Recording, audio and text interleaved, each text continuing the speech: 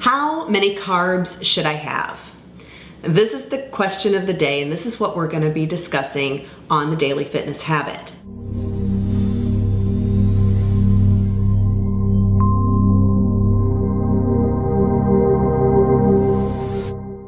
Now, my name is Julie Enstall, and I'm a personal trainer, and I'm here to help you navigate this issue. How many carbs a person can tolerate is going to be different for every person. So I want to give you some broad guidelines to help you. Now, we're going to be talking about 3 different categories. Now, the first category is going to be the person who is healthy, active, and is really in more of a maintenance mode when it comes to their weight.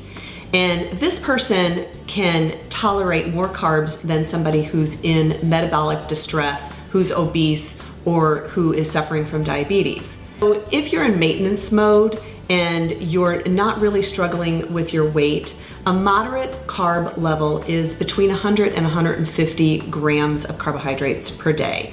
And this could include as many fruits and vegetables as you can think of, and healthy starches. You know, some grains, some starchy vegetables. In all 3 categories, we really want to limit the white flour and processed sugar.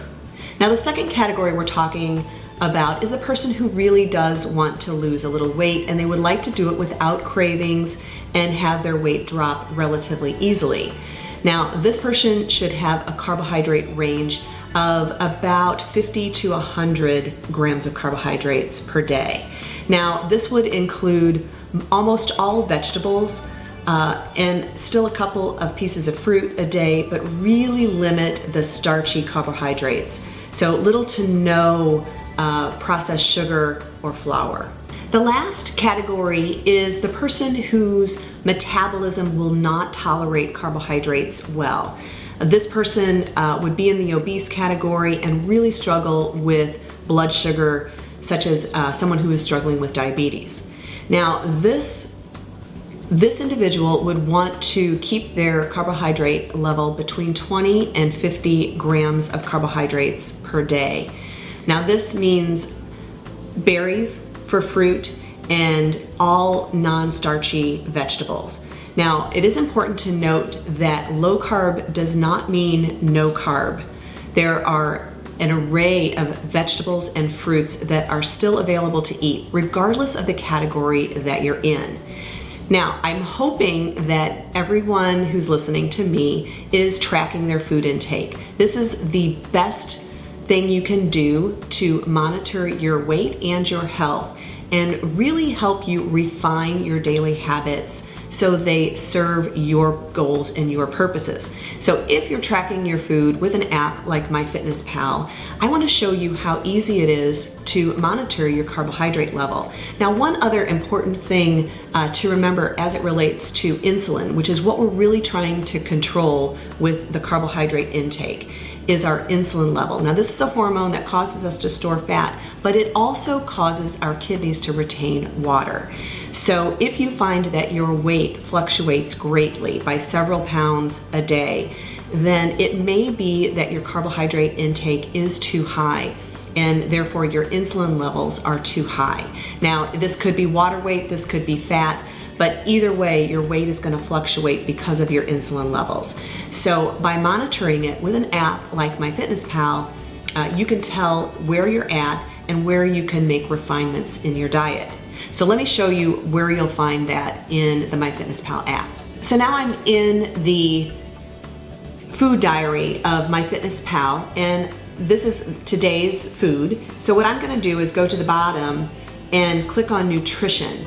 And there it's going to show me how many grams of each of these macronutrients and that I've eaten today. So you can see here that I've got a total of protein of 114. My goal is 130, so I can still eat more protein. My carbohydrates are 111. My goal today was 108. And I'm over on the fiber, that's good. I'm low on the sugar, that's great. And my fat isn't quite up to where it usually is. So now I'm trying to keep my carbohydrates between 100 and 120. So today I'm right on track. Now I've already preloaded it for what I'm gonna eat the rest of the day.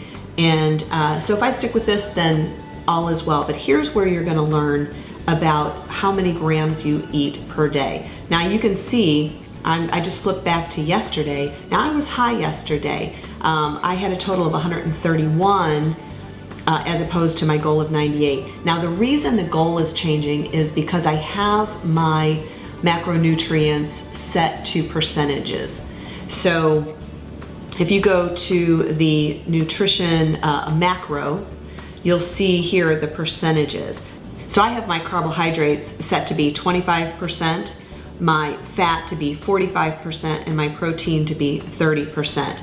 So over the course of a day, that's kind of the breakdown that I want to see as it relates to me. And that's what I found is most beneficial for me. Now, you need to kind of play with this. So as you monitor your levels from day to day, monitor how you feel as well. Now I know when I keep my fat intake up and my protein intake up and my carbohydrates down, I feel more energized and I have less cravings for sugar and starchy carbs, and therefore my weight will stay where I want it to be.